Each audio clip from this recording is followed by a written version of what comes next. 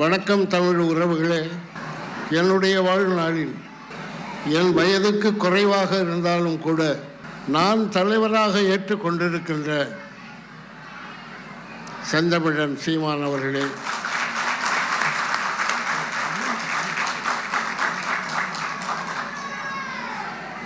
இந்த புத்தக கண்காட்சியிலே தமிழ் தேசியம் பற்றிய நூலை வெளியிடுவதற்கு அனுமதி வழங்கிய பொறுப்பாளர்களே, இப்படி ஒரு நூல் இங்கு வெளியாகும் என்று நான் கனவில் கூட நினைக்கவில்லை. நற்பேராக இந்த ஒரு நூலை இங்கே வெளியிடுவதற்கு வாய்ப்பளித்த நிர்வாகிகளுக்கு என்னுடைய நன்றியை தெரிவித்துக் கொள்கிறேன். உலகில் பல நாடுகளை பற்றியெல்லாம் நீங்கள் கேள்விப்பட்டிருப்பீர்கள், படித்திருப்பீர்கள். ஒவ்வொரு நாட்டுக்கும் ஒரு பெயர் உண்டு. அந்த பெயர் காரண பெயராகவும் இருக்கலாம், அல்லது தற்செயலாக சூட்டப்பட்ட பெயராகவும் இருக்கலாம். சிந்து முதல் இமய முதல் கடல் கொள்ளாத நாட்டை நாவலந்தேயம் என்று தமிழர்கள் பெயரிட்டார்கள். இந்தியாவிற்கு முதலில் பெயரை சூடியவர்களே தமிழர்கள் தான். நாவலந்தேயம் என்பதற்கு ஒரு மொழியே பேசப்படுகின்ற நாடு என்று பொருள். அந்த ஒரு மொழி எது என்றால் தமிழ்தான். ஒவ்வொரு நாட்டை பற்றியும் பல செய்திகளை பலர் கூறுவார்கள். தமிழ்நாடு, தமிழகம் என்ற பெயரெல்லாம் அண்மை காலத்திலே வைக்கப்பட்ட பெயர்களாகத்தான் இருக்கும் என்று நான் கருதுகிறேன். அப்படியானால் அதற்கு முன்பு இந்த நாட்டிற்கு என்ன பெயர் வைத்தார்கள், யார் பெயர் வைத்தார்கள் என்று பார்க்கின்ற போது தேயம் என்ற சொல் அங்குதான் வருகிறது. தேயம் என்ற சொல் பேச்சு வழக்கிலே தேசம் என்று வந்து பின்னர் தேசியம் என்று இன்று எல்லோராலும் அழைக்கப்படுகின்றது. தொல்காப்பியர் தமிழ்நாட்டை அறிவன் தேயம் என்று அழைத்தார். காடுகள் சூழ்ந்ததல்ல, ஆறுகள் சூழ்ந்ததல்ல, இயற்கை வளங்கள் சூழ்ந்ததல்ல, செல்வங்கள் சூழ்ந்ததல்ல, அறிஞர்கள் சூழ்ந்த நாடு. அதனால் அதற்கு அறிவன் தேயம் என்று பெயரிட்டார். அந்த அறிவன் தேயம் என்ற பெயர் பிற்காலத்திலே மறைக்கப்பட்டது. அண்மையிலே சிலர் எழுதிய நூல்களை எல்லாம் நான் படித்து பார்க்கின்ற பொழுது, முதல் மனிதன் ஆப்பிரிக்காவில் தோன்றினான் என்று வரைபடங்களெல்லாம் போட்டு இந்தியாவுக்கு வந்தான், இந்தோனேஷியாவுக்கு போனான், மங்கோலியாவுக்கு போனான், சீனாவுக்கு போனான் என்றெல்லாம் கடந்த நூற்றாண்டிலே ஐரோப்பியர்களும் ஐரோப்பியர்களை ஒட்டி அதை சார்ந்து இங்கு இருக்கின்ற திராவிட இயக்கத்தினரும் முதல் மனிதன் தோன்றியது ஆப்பிரிக்காவில் தான் என்று சொன்னார்கள். அண்மையில் கூட மோடி அவர்கள் தமிழ் ஒரு மூத்த மொழி என்று ஒப்புக்கொண்டார். முதல் மொழி என்று சொல்லவில்லை, மூத்த மொழி என்று ஒப்புக்கொண்டார். உலகில் மூத்த மொழி. ஆனால் அதை கூட இங்கு இருக்கின்ற சில கட்சிக்காரர்கள் மூத்த மொழி என்று கூட அவர்கள் சொல்வதில்லை, தமிழை ஒரு கிளை மொழி என்று கூறுகிறார்கள். இந்த அவலத்தை எல்லாம் நாம் தாங்கிக் கொண்டுதான் இருக்கிறோம். அண்மையிலே நான் அமெரிக்கா சென்றபோது வானூர்தியிலே எனக்கு பக்கத்தில் ஒருவர் அமர்ந்திருந்தார். அவர் பையிலிருந்து ஏதோ ஒரு பொருளை எடுக்கும்போது அவருடைய கடவுச்சீட்டு என்னுடைய மடியில் விழுந்தது. நான் அந்த கடவுச்சீட்டை எதிர்த்து பார்த்தபோது அதிர்ச்சி அடைந்தேன்.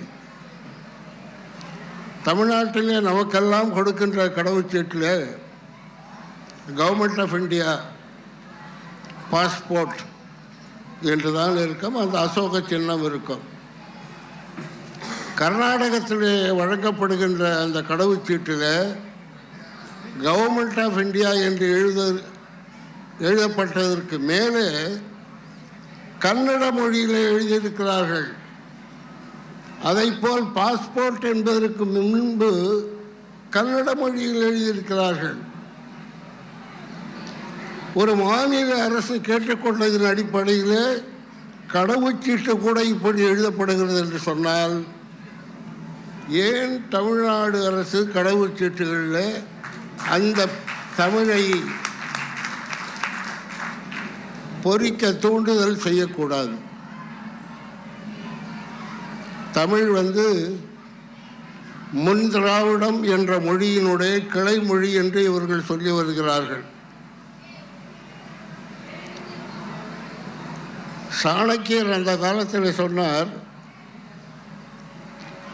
ஒருவன் ஒரு பகையுடன் மட்டும்தான் ஒரு நேரத்திலே போரிட வேண்டும், பல பகைகளுடன் போரிடக்கூடாது என்று சொல்வார். நாம் இப்போது 4 பகைகளை ஒரே நேரத்தில் எதிர்த்து போரிட்டு கொண்டிருக்கிறோம். அந்த 3 பகைகளை நான் சொல்ல வேண்டியதில்லை, உங்களுக்கு தெரியும். அந்த 4வது பகை எது என்று சொன்னால், இந்த 3 பகைகளுக்கும் தங்களுடைய ஆதரவை நல்கி அவர்கள் எடுக்கின்ற பிச்சையை வாங்கி உண்டு அவர்கள் பணத்துக்காகவும் விருதுக்காகவும் பதவிக்காகவும் சுற்றி கொண்டிருக்கின்ற தமிழ் துரோகிகள் தான் இந்த 4வது பகைகள். இந்த 4 பகைகளையும் எதிர்த்து தான் நாம் போரிட வேண்டியிருக்கிறது. ஆகவே தமிழ் தேசியம் என்ற இந்த நூலில் நான் பார்த்து திறந்தவுடனே பேரறிஞர் தமிழரசன் அவருடைய கட்டுரை முதலில் இருந்தது. தமிழரசன் எனக்கு இனிய நண்பன். அவன் உயிரோடு வாழ்ந்திருந்தால் என்னுடைய அகவை தான் இருக்கும். 83 அகவை இருக்கும். இங்கே பேரரசன் தமிழரசன் என்று போட்டிருந்ததை பார்த்து நான் உணர்ச்சி வயப்பட்டேன். அக்காலத்திலே நான் தமிழரசனோடு பழகிய காலத்திலெல்லாம் இப்படி ஒரு பேரறிஞன் என்ற ஒரு பட்டத்தை எதிர்காலத்திலே இவனுக்கு சூட்டுவார்கள் என்று நான் கனவில் கூட எதிர்பார்க்கவில்லை.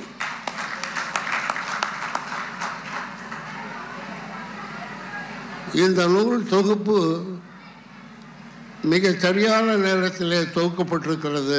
அதிலும் குறிப்பாக இந்த ழா என்ற எழுத்தை அதிலே பதிவு செய்திருக்கிறார்கள். உலகில் ஏறக்குறைய 20க்கு மேற்பட்ட நாடுகளுக்கு நான் சென்றிருக்கிறேன். ஒரு நாட்டில் கூட இந்த ழா என்ற சொல்லை ஒலிக்கின்ற மொழி எதுவுமே இல்லை.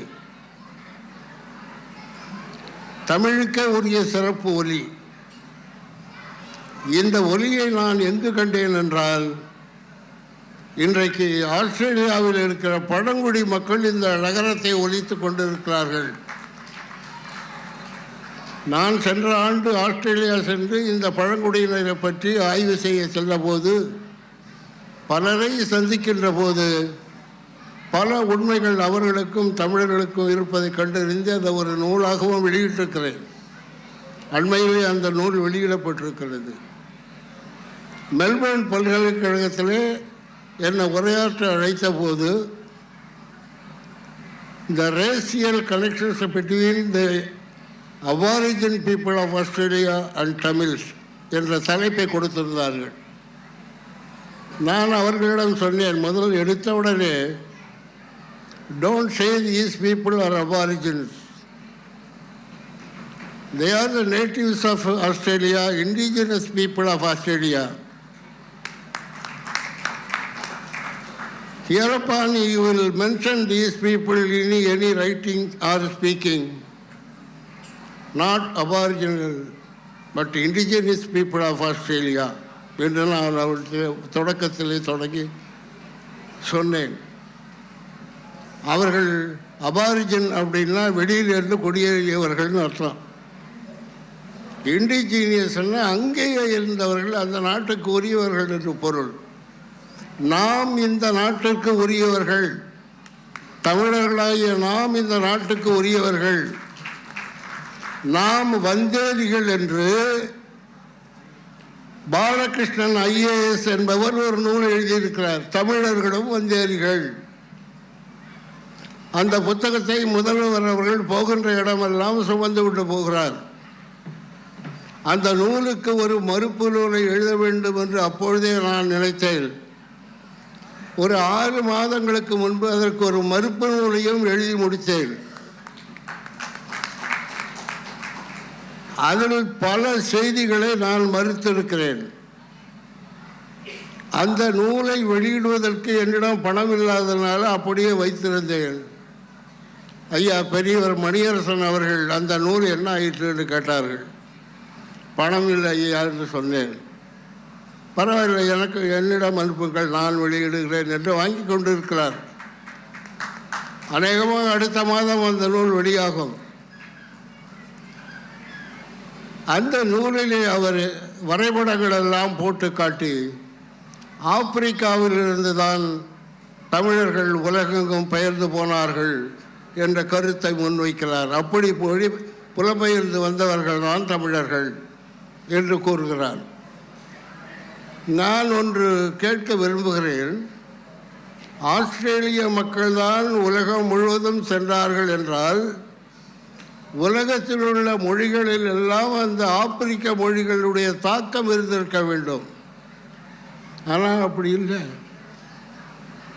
ஆனால் இன்றைக்கு வருகின்ற ஆய்வுகள் மூலம் உலகத்தில் உள்ள அத்தனை மொழிகளிலும் தமிழனுடைய தாக்கம் இருக்கு.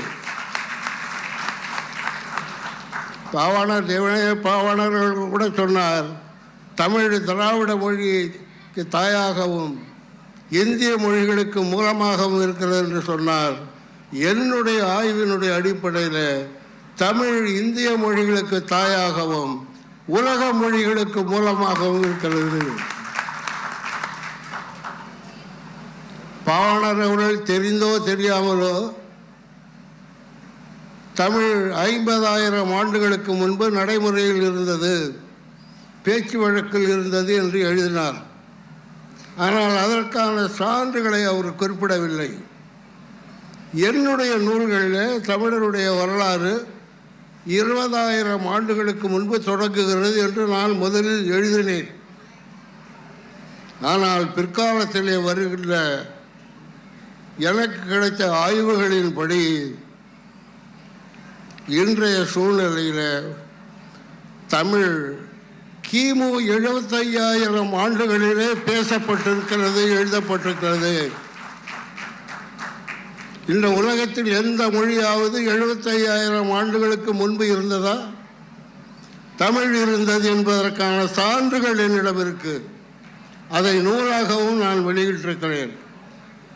ஆகவே தமிழர்கள் இந்த உலகின் முதல் மக்கள், தமிழ் இந்த உலகின் முதல் மொழி என்பதை நாம் தமிழர்களுக்கும் மற்றவர்களுக்கும் கூற தவறிவிட்டோம். இதுதான் உண்மை. ஆக நாம் தவறவிட்ட அந்த பணியை மிகச்சிறப்பாக சீமான் அவர்கள் கடந்த 10 ஆண்டுகளாக செய்து கொண்டிருக்கிறார். அவருடைய பணி வெல்லும் என்பதை காலம் விரைவாக சொல்லும். வணக்கம்.